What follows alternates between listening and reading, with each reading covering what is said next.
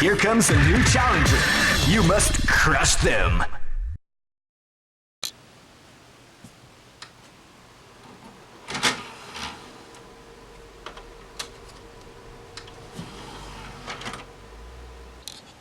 Welcome back to Zero Sum Gaming here at the Culture Cache. Patreon donor Zakor wants to see Capcom vs SNK 2 Mark of the Millennium, so we're going to show it to you. If you've got an idea for anything you want to see us cover here at the Culture Cache, be sure to let us know over at Patreon. We will make it happen. In the meantime, I've been looking for a workout partner to try out my new 7-minute Psycho program. Any takers? I've been itching to talk about a fighting game for a little while now, so I'm glad this request came in. I'm always fascinated by the immense depth and subtle mind games that unfold in the blink of an eye in this genre. I wrote an article about this very topic, and you can find it at theculturecache.com. There's a link in the description. In the world of fighting games, there are a few companies that come to mind. Maybe you're thinking of Namco, Midway, or Sega, but the two titans I always picture are Capcom and SNK. While these two rivals took divergent paths through the arcades, and later through home consoles, you might be surprised to find out just how intertwined their histories really are, especially as it relates to one man, Takashi Nishiyama. The first game Takashi Nishiyama designed was Moon Patrol in 1982. This was one of the first video games to employ parallax scrolling. Remember that because it's going to be important later. His next game was Kung Fu Master, which I've already covered. If you haven't already read and watched the content, I'll include links to the article, commentary video, and the raw footage long play in the description as well. Once more, this is a foundational moment in Nishiyama's gameography. 3 years later, he would go on to direct Street Fighter. Street Fighter has its problems, but it introduced some characters and moves that no self-respecting gamer can't rattle off on command. I don't even need to tell you how to perform a fireball, for example. In fact, if you're playing another game, such as Dungeons & Dragons Shadow over Mystara, and I want to tell you how to do a certain move, all I have to do is say, do a fireball motion. You can thank Nishiyama and the first Street Fighter for that. Of course, we all know Street Fighter 2 is an infinitely better game, but Nishiyama had nothing to do with that. He had already left Capcom to work for SNK by then. But don't worry, he's still hard at work on our favorite genre. In fact, he was the director of Fatal Fury. Fatal Fury is, perhaps, the perfect combination of Nishiyama's first two games. It has the obvious combat element like Kung Fu Master, and the background-foreground fighting planes harken back to the parallax in Moon Patrol. Now, take a look at the box art for the first Capcom vs SNK. There's Ryu from Street Fighter, and there's Terry Bogard from Fatal Fury. These games encapsulate much of Nishiyama's career, even if he wasn't directly involved with them. But fear not, our buddy Takashi brought his fighting career full circle in 2008 when he was an executive producer on Street Fighter 4. This sure is a lot of SNK talk for what is actually a Capcom game, but we're not through yet. Over time, Fatal Fury all but morphed into the King of Fighters series, with only a few named Fatal Fury games being released in the meantime. King of Fighters did away with the 2 different planes to fight on, and ditched the best 2 out of 3 round format, instead favoring a 3-on-3 team-based setup. Capcom vs SNK 2 is basically 1 part King of Fighters and 1 part Street Fighter. Capcom vs SNK 2 Mark of the Millennium uses the King of Fighters-esque 3-on-3 team-oriented gameplay while employing the tried-and-true 6-button Street Fighter control scheme. Tight control is extremely important in fighting games. The unwieldy controls are one of the reasons the first Street Fighter sucked, but thankfully, Capcom remedied the situation quickly. In CVS2, as in most Capcom fighters, you have 3 punches. Ranging from fast to slow and weak to powerful, they are jab, strong, and fierce. Your 3 kicks follow the same scheme and are called short, forward, and roundhouse.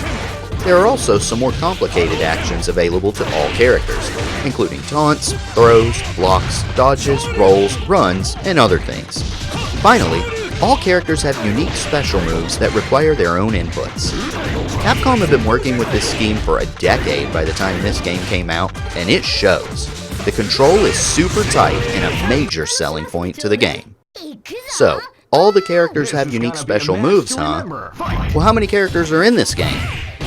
48, each of whom has 20 to 30 different attacks. It's going to take you a while to familiarize yourself with everything that can be thrown at you. For that matter, it's going to take you a while to find the perfect team of 3 characters you even want to use. I need to spend a little time talking about tiers. I'm not totally against tiers, nor do I deny their existence, but I caution the vast majority of players from placing too much stock in them. Use whoever you like, tiers be damned. Tier lists, to the uninitiated, are stratifications of the casts of fighting games into 5 or sometimes 6 tiers based on each character's overall usefulness. Each character has some good and some bad matchups, and the more good and fewer bad, the higher tier a character attains. Other major factors include raw damage dealing ability and how many answers a character has to expected opposition. If you're the type of player who competes in big tournaments, especially with money on the line, you should use the tier lists religiously. For the vast majority of players who don't do that, disregard them. Just because a character is high tier, or even god tier, doesn't mean you have the skills to maximize that character. The problem is that too many people immediately dismiss half the roster after a quick glance at a tier list. This leads to the problem of always only encountering 4 or 5 different opponents, despite a roster of nearly 50. Don't be that guy. Don't be a Paul. Seriously, in a roster 48 strong, play the field a little. Try out a wide range of characters to see who suits you best. If you know you don't like the big, strong, slow guys, that's okay. Just skip using guys like Chang. Chances are, this isn't your first foray into fighting games, so you may already have a few characters in mind. But be true to yourself and play the characters you enjoy. The last thing this community needs is yet another Sagat, Bison, Cammy, Blanca, Vega, or Rolento. Last year's EVO competition had 80-ish entrants. If you look at the top 8 players, with teams of 3 mind you, you literally only see those 6 characters. Then again, I main Sagat myself, so take what I say with a grain of salt.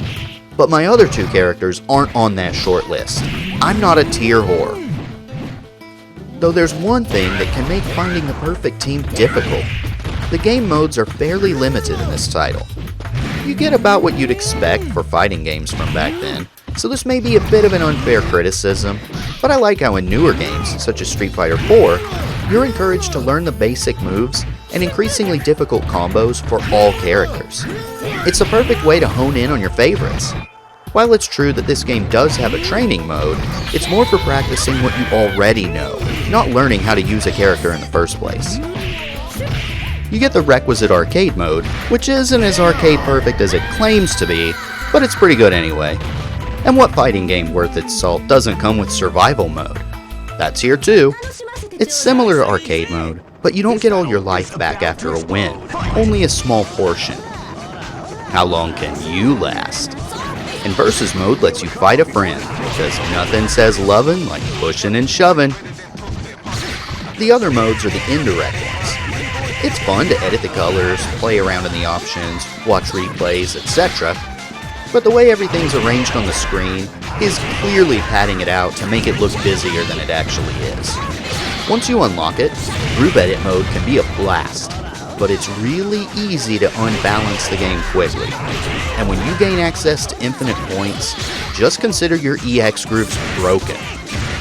But don't hesitate to use them. If you have the skill to unlock that ability, feel free to play around with your overpowered creative grooves to your heart's content. Well, I already mentioned that the gameplay is simply beautiful. But what about the graphics? It's tough to say. Backgrounds tend to look good, and feature a lot of life and characterization. It's the sprites that may be a point of contention. The SNK sprites look great. You can tell the work they put in to keep them fresh. The Capcom ones, less so. And I'm being polite. This game came out in 2001. So why are some of Morrigan's sprites the same ones she's been using since 1994? On the one hand, there's a certain special nostalgia that comes from seeing these familiar sprites year after year. After year. after year. But on the other hand, it's just plain lazy. You know I'm a strong advocate of gameplay over graphics, so this isn't a deal breaker, nor do the graphics look bad, but you can tell they cut quite a few corners on the visuals. The music is meh. It's not bad, but nothing really stands out either. And there's not really very much of it. This might not sound like it's important to the whole experience, but consider how much better Marvel vs. Capcom sounds because of its unique character themes. But if it really bothers you, just loop Guile's theme over the in-game music while you play. That piece makes everything amazing.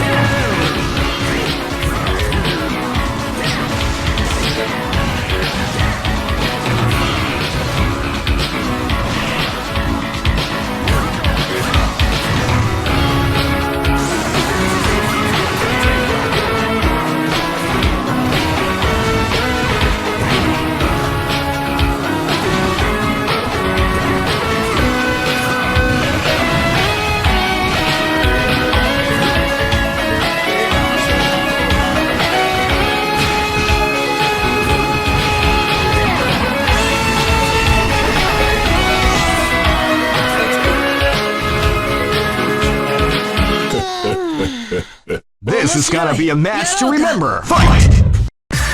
Here comes a new challenger. You must crush them.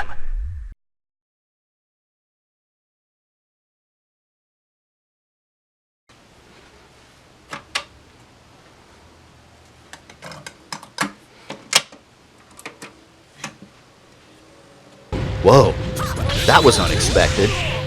In all seriousness, when Zakor put in this request, I jumped at the opportunity to get to show off this Dreamcast classic. But obviously, you saw me insert the PS2 version, and later the GameCube one. Sadly, my Dreamcast isn't operable at the moment, but I'll get it back up and running before too long. It's too cool a system to ignore. But while I'm playing the Cube, I'll give you a quick rundown of that one. The graphics and sound are noticeably better than the PS2, and the game runs a bit more smoothly as well. At first, you may be tempted to declare this the superior version, but that's not the case. For starters, the GameCube controller just isn't suited to fighting games. I prefer an arcade stick, and have one for my Dreamcast, grumble grumble, but DualShock controllers will do in a pinch. But the real deal breaker is the new feature, EOism. This annoying mode reminds us of yet another problem with the original Street Fighter. It's good being able to choose light, medium, or fierce strength levels for your attacks at will. In EOism, however, it's how hard you press the buttons that determines the power of the attacks. And your special attacks are all mapped to the right stick, with each direction performing a different move. It's stupid, and you should avoid it at all costs. The GameCube game is decent, but stay far, far away Far away from EO mode. You have been warned. Honestly, if I had to pick a version, the Dreamcast is the best. This is generally true of any arcade port from that era. The Naomi arcade system and Dreamcast were pretty similar, and it shows. For this game in particular, if you want to play it uncensored, you have to play it on the cast. It's always funny to me how Sony fans beat up on Nintendo fans because of Nintendo's censorship. First of all, they're right to do so. I don't want anybody censoring my games, whether it's a company desperately clutching tightly onto its kid-friendly image, or some limp-wristed, moral authoritarian beta male SJW who's scared by an idea he doesn't like. But Sony can be just as bad at times. There's no blood in any version of this game except for the Dreamcast version. Even a few taboo words were scrubbed. Instead of announcing the name of his Tiger Genocide move, Sagat just says Tiger in the PS2 version. But no matter which version you choose, you'll get the stellar gameplay that Capcom is renowned for. Fighting games are criminally underappreciated, but if you've ever enjoyed a Street Fighter game, any of them, you'll have a good time with this one. It has its flaws, but they're not really enough to hurt this title too badly. The gameplay is where it's at. Well, is Capcom vs. SNK 2 worth it? The PS2 version goes for about $25, with the Dreamcast one going for a little bit more, and the GameCube and Xbox coming in a little bit under that price. If you're a fan of fighting games, this game belongs in your collection. If not, it's probably not the best fighter to get your feet wet with, so approach it with caution. Thanks for watching.